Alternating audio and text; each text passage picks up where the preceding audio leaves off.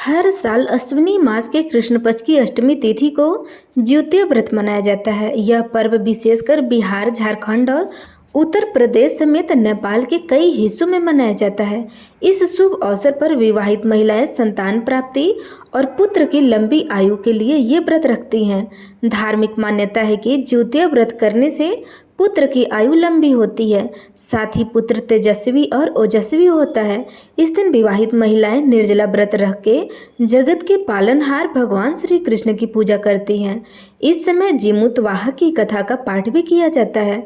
तो आइए ज्योतिया व्रत की सही डेट, शुभ मुहूर्त और पारण का समय जानते हैं।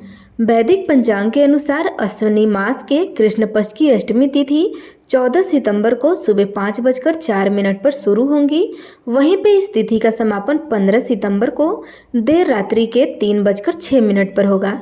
इसके बाद नौमी तिथि शुरू हो जाएंगी। इस प्रकार 14 सितंबर को ही ज्योतिया का व्रत मनाया जाएगा। ज्योतिष शास्त्रों की माने तो अश्विनी मास के कृष्ण पक्ष की अष्टमी तिथि पर सिद्धि योग का संयोग बन रहा है। इसके साथ ही रवि और शिववासर योग का भी निर्माण हो रहा है। इस योग में जगत के नाथ भगवान कृष्ण की पूजा करने से व्रती की हर मनोकामनाएं पूर्ण होती हैं। ज्योतिया व्रत पर शिववासन योग का संयोग दिन भर है। वहीं पे शिववासन योग का समापन 15 सितंबर को देर रात्रि के 3:06 तक है।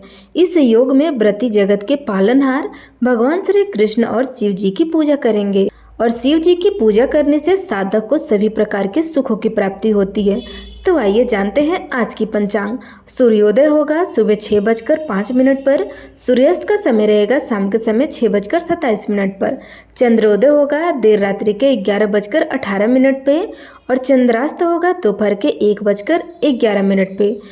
ब्रह्म मुहूर्त रहेगा सुबह 4:33 से 5:19 तक और विजय मुहूर्त रहेगा दोपहर के 2:20 से 3:09 तक।